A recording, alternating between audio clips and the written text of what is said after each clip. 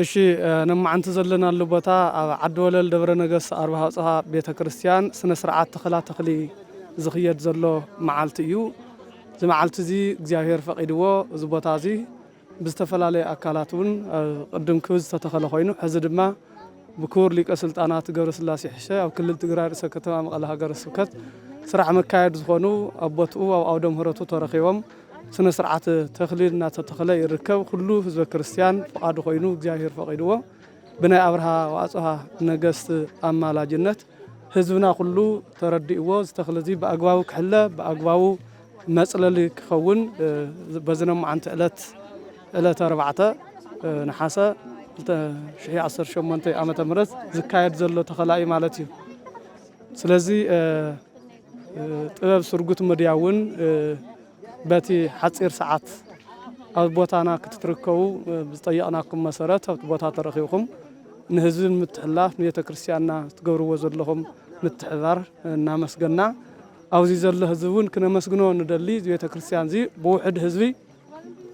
ታሪካዊ ቤተክርስትያን ዝተሰርሐሉ ቦታ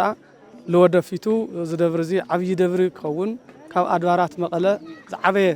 ሰፊሕ ቦታ ዘለዎ መንግስታዊ ኣካል እውን ገና ካርታ ሳይት ፕላን ኣብ መሓዝ ኢና ንርከብ መንግስታዊ ኣካል እውን ክንዲ ዝተኽኣሎ ክተሓወርና ካርታን ሳይት ፕላን ኣብ ቀረባ ክበና እዚ ቤተክርስትያን እዚ ብልምዓት ዝነጠፈ ብምትሕባር ኣብዚ ክስራሕ ዝኽእል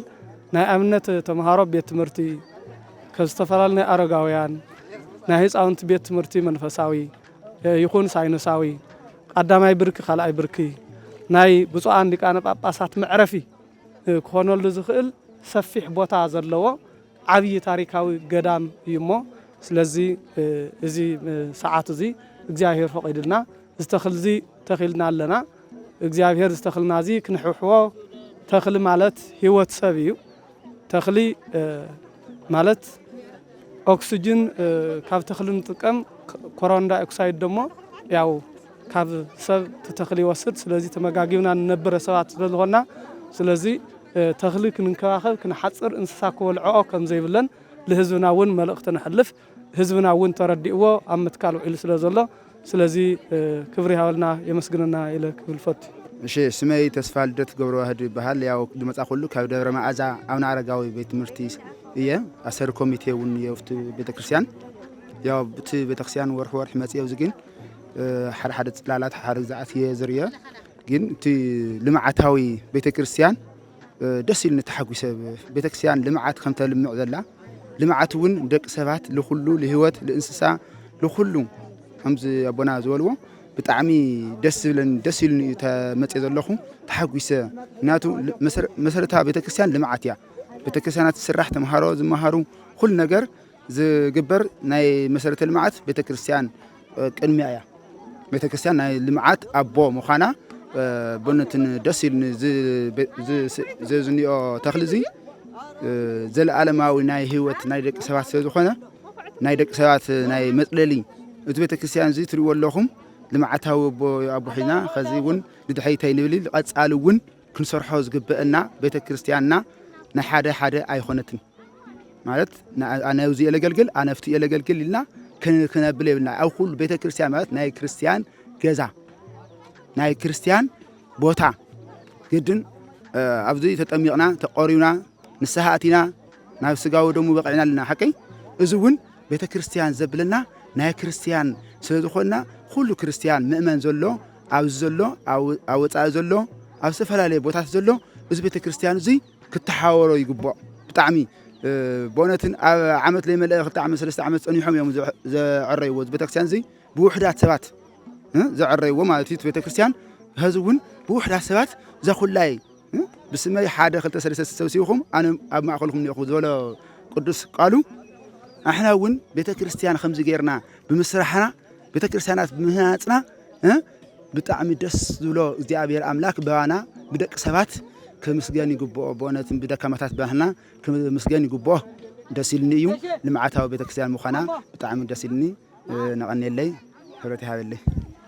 ስመይ ብርክት ሕልፍ ይበሃል ለለናሉ ቦታ ዳርባሃ ጽሃ ኣርባሃ ጽሃ ዓዲ ወለል እዩ ሕዚ ተኽለሉ ተኽሊ በቃ ያው ቤተክርስትያን ተኽሊ ጽቡቕ ጽላል ያው ስለዝኾነ ያው ደብሪና ቤተክርስትያን ያው ተኽሊ ብተኽሊ ስለልኾነ ያው አትክልቲ ያው ክትከልኒ ወይና እንተክልና ሀምዝ ትሪና ኣለኹም ተክልና ማለት እዩ እዚ ገዳም ወይ ደሞ እዚ ደብርዚ ሀምዝ ንሪኦ ኣለና ብደን ዝተሓፀረ እዩ እዚ ቤተክርስትያን ቤተክርስትያንና ተኽሊ ሓደ መሰረታዊ ተኽልና ቤተክርስትያን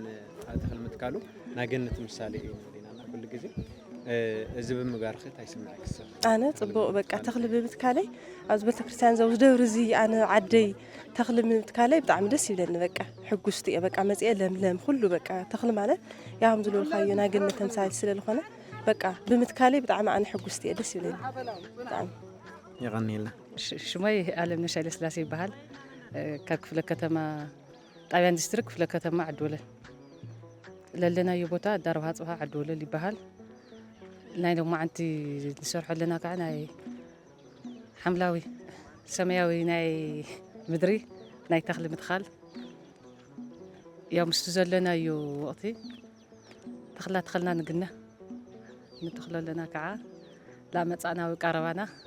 ከም ውላድና ገርና ንካናኸኖ ኢና ድብል እንትን ኣለና ተኽሊ ንተኽሎ ኣለና ያው ምስ ቤተክርስትያን ዘለና እንትን ስለ ዝኾነ ምስ ውላድና ፈሊናለ ንሪኦን ዳርጋ ምስ ውላድና እንትን እዩ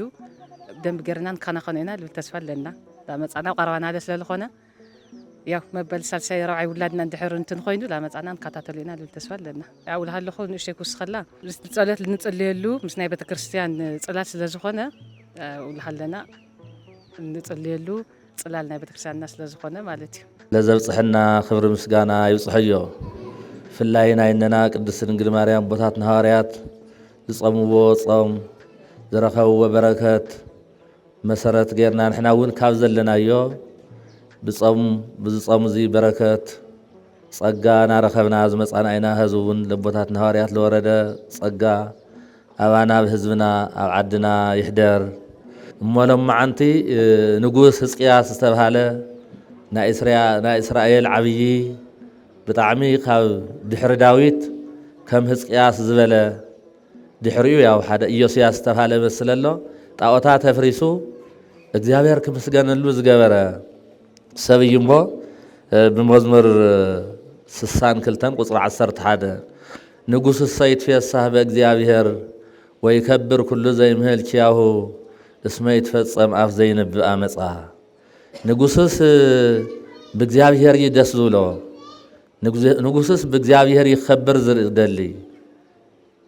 ካብኡ ካልእ ክብሪ የለይ ንጉስስ ሰይትፌሳህ በእግዚአብሔር ደስ ክብሎ ዝኽእል መንግስትነቱ እግዚአብሔር ተባርኾ ተሎ እግዚአብሔር ጥበቡ ምስጢሩ ትገልጹ ተሎ ጥራሕ ደስ ክብሎ ዝኽእል ካብኡ ወፃእ ደስታ ዝበሃል የለይ ወይ ከብር ክሉ ዘይም እግዚአብሔር ዝኣምን ብእግዚአብሔር ሓይሊ ሓያል ኣምላክ እግዚአብሔር ምዃኑ ከም ተዓንቶ ዝበልናዮ ኩሉ ምግባር ዘመናት ዝቕይር ሰማይ ብደመና ዝጋርድ ዘመናት ዘተሓላልፍ ጸልማት ኣምፂ ብርሃን ዘምፅእ ኣምላክ ምዃኑ ዝኣምን ንጉስ እሱ ደስ ይብሎ ብእግዚአብሔር ደስ ይብሎ ብእግዚአብሔር ይሕጉስ ወይ ከብር ኩሉ እሱ ደሞ ሰብ እዚ ደሞ ብጣዕሚ ይኸብር እቲ እግዚአብሔር ዝኣምን ብእግዚአብሔር ዝመላለስ ንጉስ እንድሕር ኮይኑ እሱ ብእግዚአብሔር ደስ ይብሎ ዝኸበረ እውን እዩ ሕዝቅያስ ባዕሉ ሓደ ምልክትና እዩ ነገስተ ኣክሱም ኣብርሃ ዋፅኻ እውን ምልክትና እዮም ክሻብ ዘህበ ዝነኽብሮም ዘለና መን ይኽብርዎም ኢልና እግዚአብሔር ንጉስስ ብእግዚአብሔር ይደስ ይብሎ ተመስጊኖም ከቢሮም ክነበሩ ብህይወቶም ዘመን እግዚአብሔር ዝሕጎሱ ብፍቃድ እግዚአብሔር ተመላለሱ ክብሮም እግዚአብሔር ኣክሊሎም እግዚአብሔር ምዃኑ ኣሚኖም ይኸዱ ስለ ዝነበሩ ክሻብ ዝህዝ ተመስጊኖም ዝነብር ዘለው እዚ እሞ ንጉስስ ብእግዚአብሔር ዝሕጎስ ብእግዚአብሔር ዝኸብር እስመ ይትፈጸም አፍ ዘይነብእ አመፃ ኣብዞም ከምዚኦም ዝበሉ ነገስታት ኣብዞም ከምዚኦም ዝበሉ ቅዱሳን ኣብርሃ ዋፅኻ ዘደንቆም ዘኽብሮም ነገስታት ምዃኖም ኣይኮነን ምን መንግስትነት ድማ ብዙሕ ትሕቲ ኢለ ልዕሊ ኢለ ሓሊፉ እዩ ዘኽብሮም ነገር መንፈሳውያን ስለ ዝነበሩ ብፍቃድ እግዚአብሔር ዝመላለሱ ስለዝነበሩ ሃይማኖት ክዓቢ ክሰፍሕ ሰብ ካብ ምግባር ኃጢአት ናብ ጽድቂ ክመጽእ ዝመርሑ ዘምሃሩ ስለ ዝኾኑ እዮም ቤታ ኮይና ብዙሕ ነገር ሓሊፉ ብዙሕ እኮ መኽበርና ነይርና እና ንጉስስ ክኸብር ዝኽእል ክሕጎስ ዝኽእል ብእግዚአብሔር እግዚአብሔር ዝኣምን እንድሕር ኮይኑ እዩ እና ዞም ኣቦታት እዚኦም ጥንቀቱ ቁርባኑ ጳጳስ ክመጽእ ዘይነበረ ነገር ብዙሕ እውን ተይተኣበይተ ይኸርዑ እቲ ባዕሎም ልኢኾም ዘምፅዎ ብዕድመ ዝንእሶም ኣቡነ ሰላማ እውን ድንን ኢሎም ዝተጠመቑ እዮም። መንፈሳዊነት ከምኡ ኢለብል ላብቲ ልተሓተ ነገር ድንን ክትል እዩ ዝገብር ምንም ዘገድዶም ነገር ኣይነበረን። ባዕልቶም እዮም ጀመርቲ ኮይኖም እቲ መንፈሳዊነት ነገር ስንክወፀሎም ከምቲ ዓንትዎ ዝነግርና ነበሩ መገዛ ባዕልቶም ድንን ኢሎም ኣብቲ እግሪ ጳጳስ ድንን ኢሎም ተጠሚቖም ስንክወፀሎም ዝገበሩ ክልቲኡ ነገር ደሞ ዝመርሑ ከቢሮም ለነገር ከቢሮም እውን ነቢሮም መን ኣኽቢርዎም እግዚኣብሔር ኣኽቢርዎም መንግስትነቶም እግዚአብሔር ስለለሃው በእግዚአብሔር ስለልተመላለሱ እና ንጉስ ሰይት ይፈሳህ በእግዚአብሔር ጥራሕ ይሕጓስ ይኽእል ወይ ከብር ኩሉ ዘይምህልኪያው ብኡዝ አምን እግዚአብሔር ምስክር እዩ ፈቃድ እግዚአብሔር ይዝመላለስ ዝብል ከም እንድሕ ዘይኾነ ግን እስመ ይትፈጸም ኣብ ዘይነብብ አመጻ ክሕደትን ትንክሕትን ድዝህዝክን ልናገር እንድሕር ኮይኑ ግን አንደበቱ ይዕጸ እሳቶም ግን ካብዚ ነፃ እዮም ዞም ነገስታት እዚኦም ካብዚ ጉዳይ እዚ ነፃ እዮም እዚ ኣኮል ባዕላ ረእይዋ እኮ ድንን ካብ ባዕል ካብ ዘምፃኻዮ ማለት ስደተኛ እንዲና ንብል ንሕና ሰብ እንድሕር መፂ ኮይኑ ኩሉ ነገር ለለዎ ነገር ያዕቆብ ኣብ ዓዱ ዓብይ ኮይኑ ዝፍለጥ ያዕቆብ ነይሩ ግን እኽሊ ስለልተሰኣነ ላብ ግብፅ ምስ ወረደ ግን ባርያ ልብል ስም ወፅዩ ስደተኛ ብምዃኑ بعدو قويتات هيلو زخبر بزح سب السجدة اللي نورا لبلع نجار مساعدة لجبس بمرادقن باريا خوين أزي كل اللي جبراقن ما بالعيو تهيلو لتخاور حق مصعد مصعب كويو قال تهيلو كابو خاونو خبيت الصوز متفلي زمت عاون سلامكم أخبر مريم رأسيان غيرهم ولا لو دنني لما أقول تطعم قمزلو كل نجار كبرنا أزي إجزاء هذا أمن بزوج النملك عيو كشاز هز حجنا له مصينا يزلنا ون إذا من جستات زي أم الصرح وصرح الصرح وتاريخ صرح وبركات زيت نجارة عدولة بتعمي فلين مدنقن كوين زرقة نايزو من جستات كبري العالم ملي فلتيو أوش تعدن وصان نايبرها وصها كبري زي فلت نجار يلي كما أطمق التجميرو من تطميقو من يقدم أي باباس من يخمس غير زي ما تمسي وخل سوي النجارة هابيتم عالم كيركم ستارق زي نجاركم يو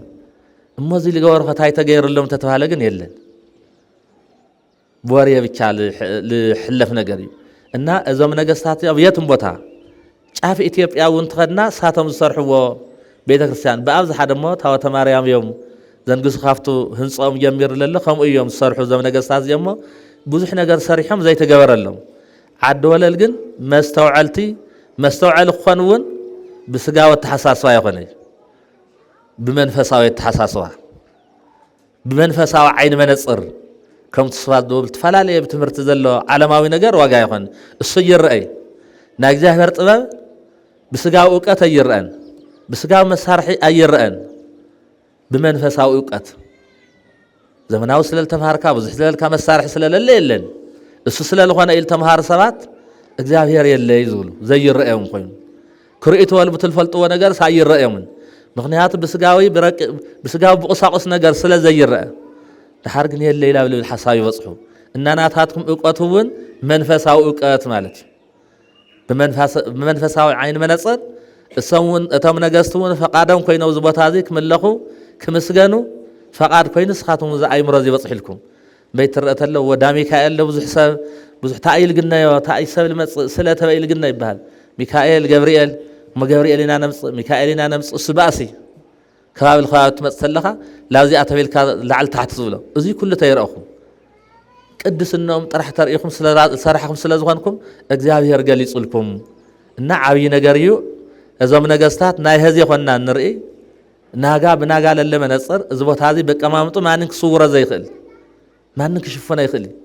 لعل لون عسراون ثلاثة فقون تلسرحتي تحت البطاء زي تحت البطاء زي لعل زي موصع يخل ناي بعلنا ناي أمام تعدل زلوي برلنا قصات زملكة بطاء ما نقصص بجزابير يزحق واس بجزابير يزخبر أزي زي يجبر عن دبيتكن اسمه يتفصم زي نبأ مسا شنقلا كفاءات تنقل حامية الناقر عن دبيتكن يعصوا يزلزل لنا ዓብይ ሕዝቅያስ ድሕሪ ዳዊት ብቅድስና ዝፍለጥ ዕረፍቱ ኢሎም ማዓንቲ ለወለድና ውዝኔውና አልዎ ነይሩ በከመ ይቤ ሕዝቅያስ ነቢይ ዛተይ ተግሳጽ ኩነኒ እምዮም ሰብ ኮይኑ ዘይብድል የለይ በዲል ደሞ ዘይድንግጽ የለን ዕረፍቱ ብጣዕሚ እዚ ንጉስ እዚ እግዚአብሔር ዝፈቶ እግዚአብሔር ዝመላለስ ፍቅሪ እግዚአብሔር ዝኮን ከምቲ ዝበልናዮ ብእግዚአብሔር ዝኸብር ንጉስ እዩ ነይሩ ብዝኾነ ግን ካብ ዕለታት ሓደ ግዜ እዚ ዓለም እዚ ፈተና ኣለዎ እዩ እሞ ካብኡ ልዕል እየ ኢሉ ሰናክሬም ዝተባሃለ ሓያል ንጉስ ኣብ መጽሓፈ ነገሥት ምዕራፍ 20 ካብ ቁፅሪ 1 ጀሚሩ ዘሎ ኢሳይያስ 38 ካብ ቁፅሪ 1 ጀሚሩ ዘሎ እዚ ዝዝንቱ ካብ 17 ጀሚሩ እውን መጽሓፈ ነገሥት ይናገር እና መጻኹ ሰብ ሓይል እዩ ዝኣምር ብሓይል ስለ ዝኣምን መጽየ ከምዚኣ ክኾን እየ ኢሉ ብዙሕ ነገር ይነግሮ እሞ ውሰድለይ ዘውዝንዮ ኣነ ምሳኻ ክዋጋእ ኣይደልን ምሳኻ ሽግር ክኣተ ኣይደልን ውሰድለይ ሃውለይ ኢሉ ይወስድ ኣይተቐበለሉን ዝገርመኩም ሰብ ሓይሉ ተኣምን ተለ ብጣዕሚ መሸገር እሞ ኣይተቐበለሉን ብጠባይ ተናጊርኩም ልሰተበለ እውን ብጠባይ ዘይምለስ ከምቲ ዓንትዎ ዝበልናዮ ሓይሉ ለለ ቁሳዊ ነገር ለኣምን ሰብ ኣሸጋሪ እሞ ኩሉ ነገር ብትሕትና ተተናገሮ ለይብል ኣምሃ ከቅርብ የገይሩ ከቅርበልካ እተበለለ ዘይቕበሎ ኣይቕበልን ኢልዎ ድሕሪ እዚ ዘሎ ያው ላብ እግዚአብሔር ምውዳቕ እዩ ተጨናኒቁ ታእየ ዝገብር ከመ እየ ዝወፅእ ብስጋወት ተሓሳስባ ዘይገብር ዘይኽእሎ ስለ ዝኾነ እይፈቅድ ሃይለ ፈረስ ወኢሰምር ብኣውቅያ ፀብእሲ ቀልጢፉ ፀፋዕፋዕ ከምዝብል ከም ነቃደም ነበረ ናይ ጦርነት ነበረ ፈረስ ዘይደሊ ናይ ሰባት ሓይልን ቅልፅምን ደሞ ዘይደሊ ወኢሰምር ብኣውቅያ ፀብእሲ እግዚአብሔር ኣምላክ ብቶም ዝፈርሕዎ ብቶም ዘገልግልዎ ብቶም ዝለኣኽዎ እምበር ከምቲ ዓንትዎ ዝበልናዮ ባዕሎም ብዝኾነ ይኾነ እሞ እዚ ትኾን ተለዚ ኩሉ ነገር ሓሳቦም ኢሉ ታእየማ ዝገብር እዩ ተጨኒቁ ለእግዚአብሔር ጸልዩ ዓብይ ነብይ ወዲ ኣሞጽ ኢሳይያስ ደሞ ከፍቶም ዓበይቲ ነቢያት ሓደ ከይዲ ነጌሩሉ ከምዚ ኮይኑ በጽሕኒ ከምዚ መከራ ይበጽሐን ኣሎ ከምዚ ይኾንለ ኢልዎ እግዚአብሔር ምሳኻ እዩ ኢልዎ ክብሪ ምስጋና ፈጣሪና ይኹን እግዚአብሔር ምሳና ይኹን ታይሉል ነገር ቲ ነብይ ምስ ጸለየ እግዚአብሔር ምሳኻ እዩ ኢልዎ ብቶም ብዝሓቶም ብሓይሎም ብዙ ኩሉ ነገር ኣይትደንግጽ ኣይትፍራሕ እግዚአብሔር ምሳኻ እዩ ኢልዎ እዞም ኩሉ ተረጋጊዕና ሃለየስ ደሞ ከባቢ ሰፊር እዩ እንዮ እቲ ማይና እስራኤል ከባቢ በጽሑ ኢለ ኣሎ ብዝገርም መልክዑ ግን 185 ወታደር ብቅዱስ ሚካኤል ሽሕ ማለት እዩ ብቅዱስ ሚካኤል ሓይሊ ዝወቅዖም የለ ዝወግኦም የለ ምንም ዝኾንዎ ነገር የለስ ኩሎም ወጎን ለለ ተረእስ ኩሎም ልሞት ኮይኖም 185,000 ወታደር ቶም ሰናክሬም ብጣዕሚ ሓሲቡ እዚኦም ሒዙ ላዕሊ ታሕቲ ዝብል ነረ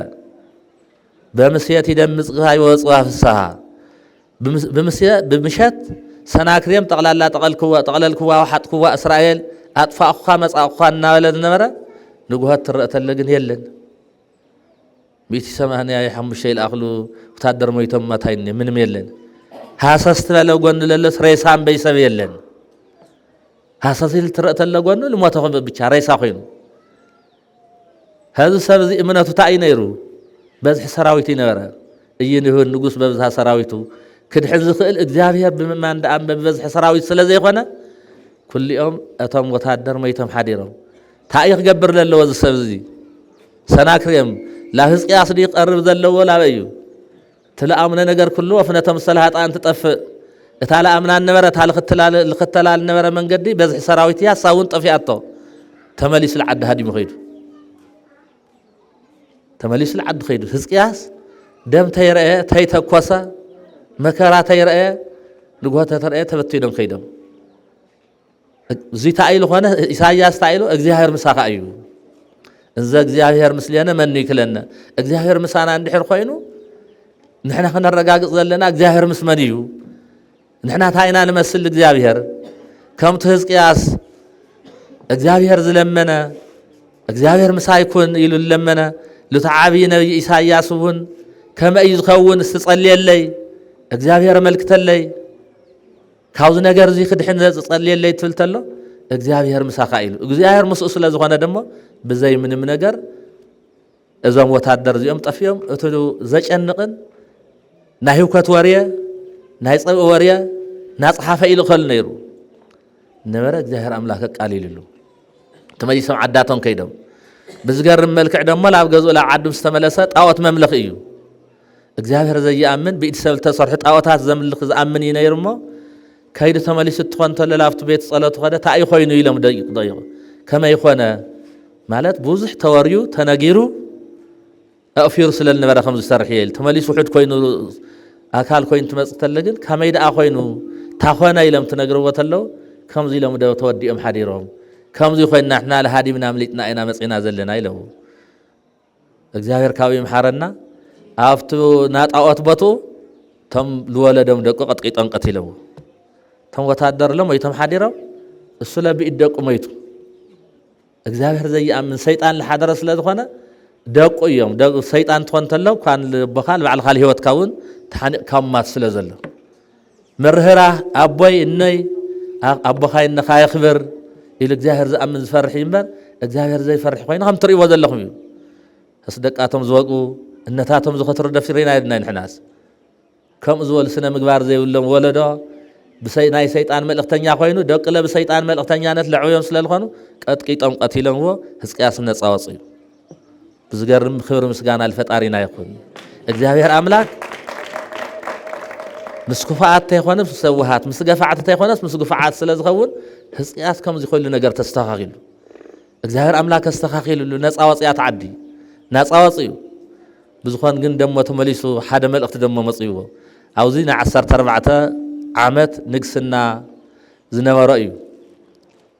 14 ዓመት ኣብ መንግስትነት ፀኒሑ ነይሩ ሕዝቅያስ ካብኡ ግን ኢሳያስ ትእግዚአብሔር ምሳኻ እዩ ኣይዘኻ ተሸንፊኻ ኢልዎ ነበረ ካሊእ መልእኽቲ ደሞ ኮይኑ ብሂወተይ ትነብር እሞ ንብረትካ ዝተኻኽል ዝብል ነገር መፅዩ ብጣዕሚ ዝዓለመ ሸጋር እዩ እቶም ፀላእት ወይ ጠፊኦም ሞይቶም እዚ ኮይኖም እናሃለዩ እሱ ደሞ ተረጋጊዕ ክነብር ሕዝቅያስ ዝምነለ ዝፅበ ዘሎ ግን ኣይትነብሪ ብሂወተይ ትነብሪ ካብ ሰዓት ጀሚርካ ካብዚ ዓለም ትኸዲኻ እሞ ንብረትካ ገዛኻ ዝተኻኽል ብድሕሪኻ ህውከት ከይኮን ከምቲ ንሪኦ ኩልና ኣስተኻኺሎም ዝኸዱ እዚኣ ለኣኻ እዚኣ ለኣኺ እዚኣ ትኹን ኢሎም ኣስተኻኺሎም ዝኸዱ ስማቶም ብሰላም ይልዓል ተስተኻኸሉ ተዓራረዩ ዝኸዱ እኒኦ ኩናዋሉ ግን 7 መዓልቲ ይኮነ ህውከት ምክሳስ ስለ ዝኾን እግዚአብሔር ዘማኽር ከምኡ ስለ ዝኾነ ፈቓድ እግዚአብሔር ዝመላለስ ስለ ዝኾነ ገዛኻ ኣስተኻኽል ንብረትካ ኣስተኻኽል ብሂወተይ ትነብሪ ኢሉ ኢሳያስ ነጊርዎ ምስ ነገሮ ገፁ ላብ መንደቕ ኣዚሩ እግዚአብሔር ቅድሚኻ ብፅቡቕ ደይ ተመላለስኩ እየ እግዚአብሔር ይሕጉስኻ እየ ከም ተዓንቶ ሓጢያቱ ዝኣምን ዛቲ ተግሳፅ ትኩነኒም ዝሓጢያት እዚኣ ዛ በደል እዚኣስ ኣይደግማን ኢሉ ዛ በደል እዚኣስ ክደግማ ይኽእል ናይ መጨረሻ ትኹነኒ ዝሓጢያትን ዛ በደል እዚኣስ ኣይደግማን እግዚኦ በይዛኻ ሰብ ኮይኑኸ ኣበስኩ ኣብ ቅድሜኻ በዲለ ስሒተ እየ ሰብ ኮይኑ ደኸለ ይብድልኒ ኢሉ ብጣዕሚ ተናጊሩ ኣበስኩ ስረይሊ ተግዚኦ በይዛኻ ይቕረበለኒ መኑ ሰብ ዘእየብስ ሰብ ኮይኑ ዘይብድል የለ ኢሉ እግዚአብሔር ዝነግሮ ዘሎ በዲለ ሰብ ስለ ልኾንኩ እየ ሰብ ኮይኑ ዘይብድል የለይ በዲሉ ዘይድንግፅ እውን የለይ هزفللايت أيو بدل سو كل يبدليو بدل زدنقص النيو بدل دم خالي حتى يكسرح الهب تنسهات الناي تنسهات كافتم زنسه حتى يزن ورم سويو هزقياس الناس سو كوين بدل زي يدنقص سويلن اما انا ون بديله ومن نزف فصم زخنا خاب بدل زنبر سوون يلن حنجايت خوينو ولدنا تمثل تلو حنجايت خوينو زي طيس سو كوين زي ابس يلي الى مزناغرو تك مطانو خفالنبر عريس تك حنجايت هونني ግን ተከለወخلو سوون حاطيات خفالالن بي حاطيات لو እና من زي ومن فصم زي هذا ولا سرعتك سرعتك اشتن زي وص يلي ግን سمعن بيزخ إلو صلى لمنا زهر أملاك لمينو إساياس لافت بوت زي بصحة لافت بعت لافت قدامه تي بصحة من قدنها ليه إساي هزقياس بخي إيو لمين إيو حازين إيو حاتيات عامين قد ما يوديقيو تمليسكا أرأس عدمها 15 عامات توصيخ لكا بهو تنبري لكا الكا نقر الليل هاي قرمكم ناموت ورية نقر لكا سكدون دقاقاون يوسخ الكا يتبي لكا توديو بننقص الناس نبر زنمرة كايدقن تمليس إساياس أرأس عدمه 15 عامات أما منقص النت 15 عامتون لا 15 توسخوا 10 شعنتي 15 عدمة توسخوا 10 شعنتي أو سلطان نيرو من كم غيروا تهتنوا حطيات الإيمان أبيسا بديلا بدلوا لي دقمي ذاتي تقصات زيات راح تغنني دحر خزا صحتات دحر خيزا بدلياتي تبدلوا تايو كم ذا حساب أقدم يلو ناي أحزاب نقص رأسي خوين نيرو كما تصيت ولت الله እግዚአብሔር ከም ዛብዚ አንያ ሰዓት 50 ሰና ክሬም ትመጻተ ለኸ አምና ተገበና አለ ከሐድገኒ ኢሉ አፍት ቤተ መቅደስ ነወር ወርቅታት ናነቀለ እዚያው ሂበካን ይኹ እዚያ ገይረልካን ይኹና ወለ ብዙሕ ነገር በዲል ነይሩ ካፍቱ ናፍቱ ቤተ መቅደስ ነወሩ ወርቅታት ተቀሚጠም ዝነወሩ እሶም እንድሕር ሂወየስ ከሐድገኒ ኢሉ ሰሪሕ ስለዝነበረ እዩ ታበደል እዚኣ እያ ድሕር እዚኣ ግን ኣይደግማን ኢሉ ኣይደግማን ሰናክሬን ትመጽእ ተለግን ለእግዚአብሔር ዳወደ ቀንበ ኣይደገመን ይሰርሕ ይስራሕ ዚ እና ዛቲ ተቅሳ ካብለም ማዓንቲ ጀሚራ ዛ በደል እዚኣ ትኾነን እምበር ኣይደግምን ኢሉ በደል እውን ኣይደገመን ስለለ ኣይደገመ ደሞ 15 ዓመት ኣብ ርእሲ 14 ዝነበረ 29 ኮይን ጠቕላላ ዓድሙ 54 እዩ ከምዚ ዝኾነ እዩ ንጉስ ሰይትፌሳህ በእግዚአብሔር በእግዚአብሔር ደስ ኢልዎ እቲ ብሓይልን ምሰብ ብሰበዝሕ ለኣመነ ሰናክሬም مشات بزح حيلي بزح تنكحتنا يروى نقوها سراوي توديهم أهدا من بكران وصي عد حاليه عد ما تخسرح بزح قبر ييل نورا أبغى زؤون أبغى أون من مارتي خاله ما بدكوا كفق هذا زهر توصلت لخزي هزونكوا دكنا زي الزلوا دكنا فقدنا زي من لسللوكوا كم هز قياس دقم زابد زي أدخلنا نينا وصبوا زي مهلاينا كوي مبر نحنا صبوتنا نخون نيرنا صبوينا هركب لنا صبو الزرع صبو يزعصد ازيما ازنو قصديقن كم زي خير بእግዚአብሔር كبيرو بእግዚአብሔር امينو بእግዚአብሔር زملالس ስለዝነበረ كم زي خير እግዚአብሔር አምላክ كل ነገር ቃሊሉ እዚ ያውይና ዘለን حنازي يفقس ويسمر باقو ያጸጽሲ ብናይ ደቅ ሰባት ቅልጽ ብናይ ደቅ ሰባት ኃይሊ زي امن املاك يسمر بألا يفرهو እግዚአብሔር بتم الفرحو طرحيو بتم لخورو طرحيو سميرو زحجزن زردن ما حسقياس لما عنتي اتلتوها 15 عامت بتعم عبي نغريو ازي توهي وز عرفل ساعتي افت تكون تلغنيو نا እግዚአብሔር فردي كنقيرا زي نخل بحيلي كنقيرا يخل ببزحي بوعوعتا كمتن عالم زغبر ነገር مقيارا ينخل بصلات كنقيرا نخل اتمعات لا محرات اتمقصفتي لا بركه مقيار نخلينا حزقياس قيروا سبزي ايلنا يرأي متو تخن لما عن سي جبريل كن ملسو يا እግዚአብሔር አምላክ كل ገሰጸን ولا مت صباح يتيمطوني ቅዱስ ዳዊት ምግሳጽስ መخيرني ገሰጽني لموت ግን حليفه يهابنن نحنا كل እግዚአብሔር لገበረ ነገር ተነሲና ክንምላሲና ሕዝቅያስ ተነጊር ነበረና ሞት ወርየ ኣይትነብሪ ተውሂል ነበር 15 ዓመት ወጽ ንሕና ወን እንድሕር ጸሊና እግዚአብሔር አምላክ ይቅረብ ይለና ልበደለ ሰብ አቀይሙካ ዝነበረ ሰብ ጠቅላላ ሰብ ገጾ ይርአይ ድንን ነግረኻ ተወደቅተል ሓዲግል ካንዲ ሃቶሎ ገጹ ምልስ ይልበዲል እየ እንድሕር ኢልካ ታይደት ኢልካ ታይትገብር ሞ ይብለካ ሰብለ በዲለ እኮ ይብለካ ኣሎ ስሒተ እኮ ይብለካ ኣሎ ለብዙሕ ግዜ ለሓሰብካየ ትገድፉ እግዚአብሔር አምላክ እውን بدلنا أميننا صحتنا أميننا تلتلنا تمعت لا بركة يغيريو إذا سلازخنا إلياس كما ناسبي يلو يعقوب كم تنحمم يحمم سماي زناب كي يزنم صليو سماي زنام خلكيلو 3 عامات شد شورحن صني حدا ما خزنم صلي دمو زنيمو إسايا زكمان سوؤتو هو كما نهمم وصلي كما يزنم زام وإذنم 3 أو 6 أورا كم مقبار يخليو እግዚአብሔር አምላክ ለኸይዘን መልጸለየሉ ተኸልኪሉ ክዘን መልጸለየሉ ደሞ ዘኒሙ نحنا ون حابرنا بنصحنا تصوعت لنا እግዚአብሔር አምላክ كل مقبار لخل እዩ እና هذون اتزل مقصفتي اتلل معات عبد حزقياس بهوته يتنبري يلخان تقورا نجر غيركا حلف توهيلو ابرس عامته 15 عامت كم توسخه هذون زل مكره كم تزري زلنا ترغاغعنا زحدرنا لغيزه بتاع مرحق እዩ مرحق غيزه يخوين لله أما مكر أين ننبر زلنا كم زسب يقنزو يصنع ما مدنزز اندحر تواقيو يا توسن نجار تقنزاني أيو قل توسن نجار يهرس ننبر زلنا مدنزز خوين النات تواقينا أين ننبر زلنا بيك هل قنزال وصانا لساعات يلن كم مكر على وصانا لجيزة يلن أما مكر أين زلنا قل سنجار دنزز قني مسلنا أبشجر كم زلنا قنين مسلن أما مكر كم زلنا قنين مسلن مكرا نجر كم زلنا جنين مسلن أما فتصم زخانة هيوت فتصم زخانة هيوت مسك جابر زنبر هيوت كم هسقياس كلونا من يهورك ما يكل طلالتهم يفر له كيس ما أنت مسليك بس داويت كم إلو مزمور إسرائيل كلتن نايموت طلالته قاتن صال عليني مكرا قاتن صال عليني يفر له كيس ما أنت مسليه السخام سايي سلزغنك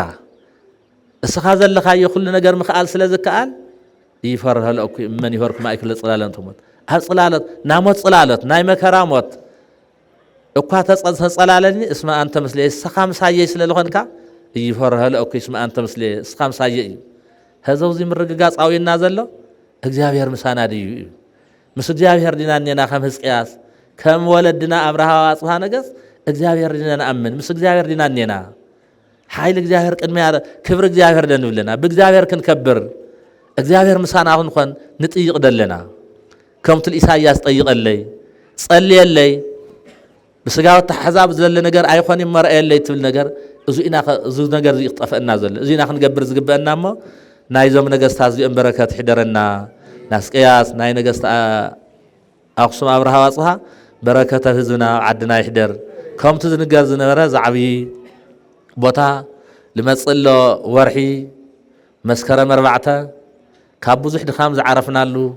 بوزح خرطات لكم يخم أفتح مكرا جزية هذا دايل من سبوز حلو لك من فساوت مرتهم هارت ولا لا زني من إسي صرح دايلعي تايل جبر زلوا يولك صرح خامل عطفي هاي ما نصل زغنا هاي ما نص كقنع الصب زي فلطة بطات نهاريات فليطة ما يخوني أنا إذا مرت خمس صب فلطة لا أقل جلس لازم صميم هذا زمهارو دك مزامر تخون جن تحادى الخالة يرد خايل الخالة له حد يجن وصرح خادت العودة سخان تخون من إسي يلي أن أسكا يتحتكا كم تلمّا بيتاچن زي أتمثل حدا قد حدا مكراه اللوان بي زي أتثلمني بلا أنيرن ين أس أنيرن كم يوشت سير أنا توللتي فلتنا الصخات مبون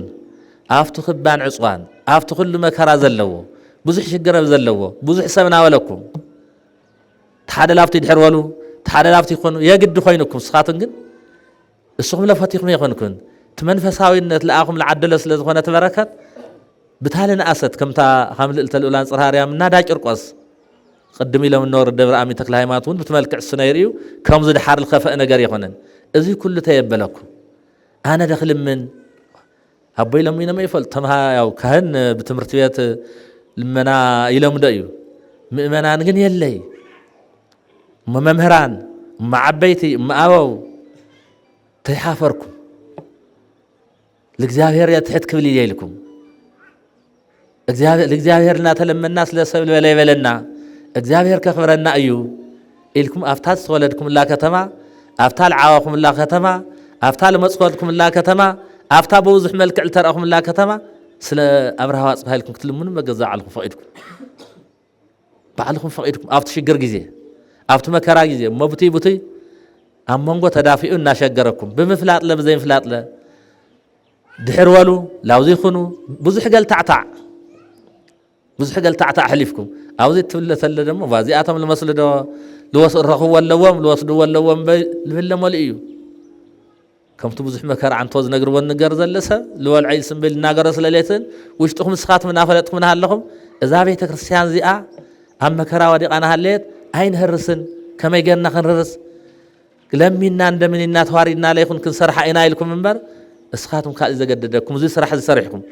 إذا أسرحكم لعرفكم لاجن ياو ورحق أريوانيو نجار بعت مسكرة منا زمرقنا يوم علتي كثيركم قدوس داويد تابية مقدس بدكان النحدرات السوء بيت منقص سريح وصب وصل النمرة أوي ونيرو بتعمى أوي ونيرو لا أقرأ عراتي لا صلال عراتي كوخ دبي زاج زازي أتي تودت سكركم مكان الجهر نايك جهر بيت مقدس تسريح أنت تأخذ كم جيره وأيوه وصل صلالة بيتي لا فتح صلالة جزاي أتي لا عراتي وني وصي أخذ لعينتي ونس ناهي الراس عرفتي مني ناوليك النقنير بصراحة بداويت بيودو بسلامون يتصرح تناجيروا بوخم زي خون بود خاي خون تويلو السخمون زي أتي فتصمنا ليت بربرنا ولكم وجي حدا تلعلنا هنكد كما يخوينا رفيدا إلكم تقوايكم ناوص أخو أجزهر الدنيا تاتهم طعمي كعدة سولكم كعفة صمكم ون عمل تقصيرني كعدة سولكم أتام عالت زي أون بفلي كنا خبراتك بقى معلتيا أتام عالت زي زار بعت معلتي مسكرة كل نجار توديو تنول النورنا كله عارفكم نقول بربر تيولكم عراتكم كفيلكم أبتحت تدلي واسعات لعلو تيرفة تيولكم تقول النورون دخامل حامية لعرف لكم ساعتي خبزح مكراز عرفكم لا تقدس اللال تمسجن الله معلت سلز غنت بتعملتها معلت زيا ناخبر معلتهم يا أو كم تقول عمت حنباشاز قصر لقرصلو هذو انت عمت وانوكا تقمت تخونه اساون ذكرنا يا خنوعل استاويسنا يا خنوعل تقلالا تخوينو بصفحو خالي مداخمتي ونسل النبرنا بصفحو اندحر زي كونه جن نحنا جن تاكينا خنخبر عينا زغبنا ندحر كوم زي كونه ناغا دقنا خر صعويو هزو زي نغاغر نيرنا تشعي شعات ديانر تشعي شمن تيديا منامن من نغار جميرنا ما ازيا خنبرت ورحا ما ازيا خنبرت معلتايلنا ندحر كوم لنا خر صعينا دقنا ونا يذكر وي ما ازي تسرحو اي ندعي قدمين بين بره كلما ايات كريستياناتنا ما استسرحو ندعي بزح غيزه اغيرلو الومبر تفليطا تولدنا لين فلط بزحات كوينا لي تنغرنا نيخميدو ما استوليت كان دعي فلطكو وي منامن نول سلازي تصحافه سلازي تمزغبه سللي نبر اي ازي جن امناي تاريخ غيزه سلللنا تمزغيو خمزو زي للمزغب معلت تحاز ناتا اخاخبنا ون كنذكرو تخيلوا بصفح اندحر زي قالون من مغبي بزح مقرابته يخونس تاكبنا قال الزهر سمعنا زمعلت زي عرفنا المعلت ايو إلنا نذكره اسرائيلاويان كابناي غبصي كابناي فرعون غفعي زوصل المعلتي ابرخا سلالنبر برخا ناوص يخورو اب سدت برخا لبرخا سلازنورو ابرخا ناوص زيوخ انجرا غيرهم اب سدت كون كامچم لبخعل صبق حسكات قرب سلاليخل ودياو تجيزو امزل ነገር اقواتي ወይ طرشتن ولعل سلالنبر ناي صاب على تبيلو ناوص خاو غزو مبرخا خوينم يخوروا واتا معلت ديا كاو غفعل وصلا لرايل مان تادقنو ጭቃ زرغصالو ودات كلهم نار ايانا هلاتنتات حنقتي من يامن ياتولدنا تبالاك حنقال خلانتات كم تسخاتن تفلطو كيلا لبامات مريم يلن لوالداين او غصل نبرغن كم يخونن كاغواغوان ودياو تولدن حد قال قتلا مان تادقاو نبጭቃ ترغصلو وليد እኮ መጽን ምናምን ተልተላ ምናተም ቆልዑ ዕጽምቲ ቆርበቲ ምናምን ይኮል ትጭቃ እስከ ጠንክራ ይርገጽ እዮም ተብላ እግዚአብሔር ኢልዋን በኳን ማንታስ እንታን ተወዝሉ ወነር ሕርስ ከመይ ከም ዝኸብድ እግዚአብሔር ግን ይኽእል እዩ ሰባት ጭክልልካ ተለው እግዚአብሔር ይኽእልካ ይርህራልካ ይሕግዘካ እዩ ማንታ ደቃ ዝረገጸትሉ ካውዝ ግፍዕ ዚ ልወጻናልና ወለ ይዝክርዎ እየሞ ብዙሕ ጣውረድ ስለነወረሉ هذون بعال سخن ذكره قصيلون المص زل 4 ጥቅምቱን بصفيح كن مخرلو كنفالطو اندحر فالطنايو ابرحقم زل قربام زل لا يحجزنا مخنيات يهلن قربا غيزون كله خمس هزل رئلنا كبابينا العبي درجه خن خمس غليو اتام كوميتين تم سبكا غاين كل دم كهنون عبي حد غيزي خم تخاليات حتخ حلفلي كبلي يخلي نيرو حد غيزي حتخ زيد لي نغرات نيرم يوم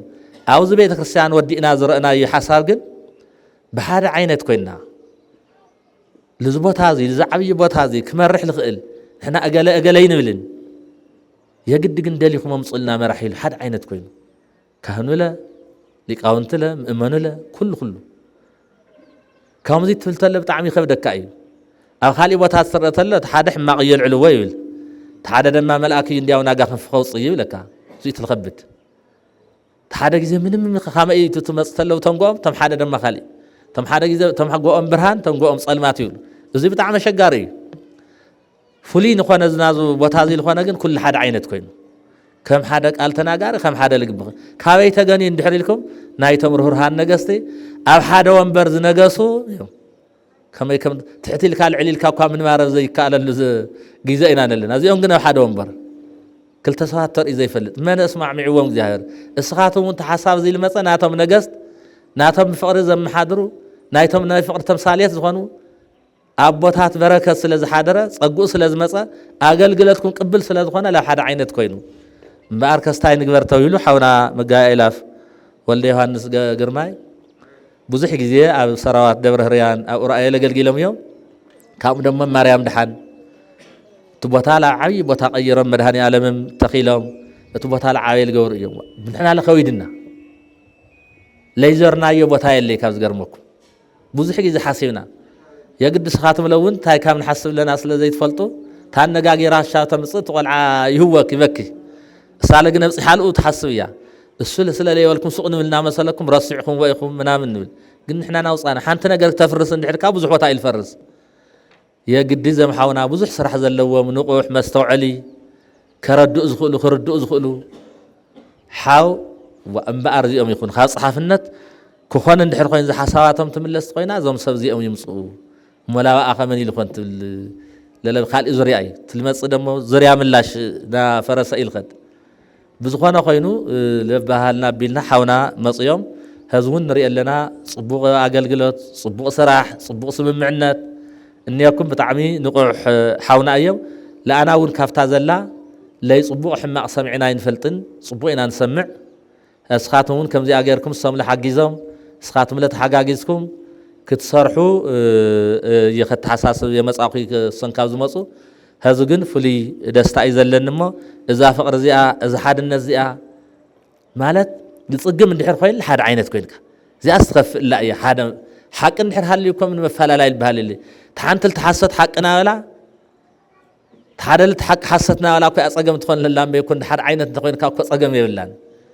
እዚኣ ዝተኸፍእ እላ እያ ትሓምቕ እላ እያ ተባሂሉ ሕዚ ሓደ ሰብ በይኖም ክሰርሑ ይኹን ምስቶም ሊቃውንቲ ምሳኻትም ኮይኖም እዮም ክሰርሑ እንድሕር ሰሪሕና ኣለዉ ዝህዚ ሰዓት ቦትኡ ብጣዕሚ ሰፊሕ ቦታ እዩ እኒኦ ብዙሕ ነገር ምግባር ይከኣል እዩ እንኳን ኣባይ እናተገደበ ተከዘ ብዙሕ ነገር ዝስርሐሉ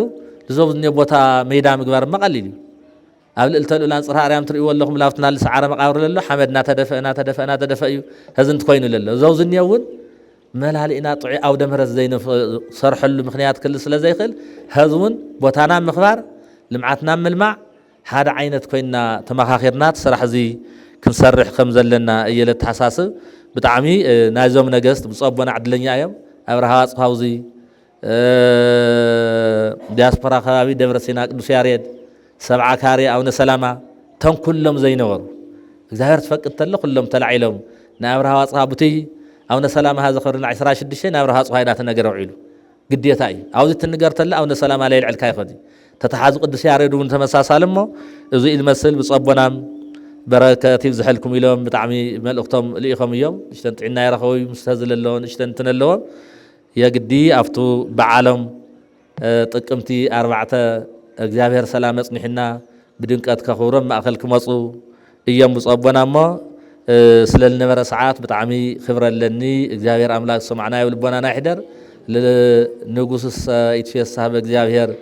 ሰብ ኩሉ ማለት እዩ ብትልዓበየ ልዒል እምበይ ሰብ ክሕጎስ እንድሕር ኮይኑት ብእግዚኣብሔር እዩ ለይትፈሳህ ልቢ ዘይሃሰሎ እግዚኣብሔር ዝደሊ ልቢ ደስ ይበሎ እዩ ዝብል እሞ ሕዚ እውን ከምቶ ንሪኦ ዘለና መከራ ቡቲም ንሰምዖ ንርድኦ ብዙሕ ነገር እዩ ግን ከምትና ሰናክር የሚግበሮ እግዚኣብሔር ኣምላክ ከምትና ሰናክር የምል ህዝቅያስ ላብ እግዚኣብሔር በኺሎም ሚን እንትን ልበለ ሕዚ እውን ሓቢርና ብምሸት ካልእ ጉዳይ ናይ ጦርነት ወርየ ብፅባሕ ግን ሰላም ዘይእዎ ጀሉ ምክንያት ክህለ ይኽእል እግዚኣብሔር ኩሉ ምግባር ዝኽእል እዩ እሞ ዓድና ሰላም ይግበረልና ትረአናዮ ሓዘን ረአናዮ ሞት ረአናዮ ስደት ተይተደገመ እቶም ኣብ ስደት ዘለው ህዝብና ላብ ገዝኦም ዝምለስሉ እትለሎ ሁከትን መከራን ደሞ ተወጊዱ ከም ሓደ ቃል ተናጋሪ ከም ሓደ ልብ መኻሪ ኮይና ሓቢርና ተስማዕሚዕና ተፋቂርና ክንነብር እግዚአብሔር አምላክ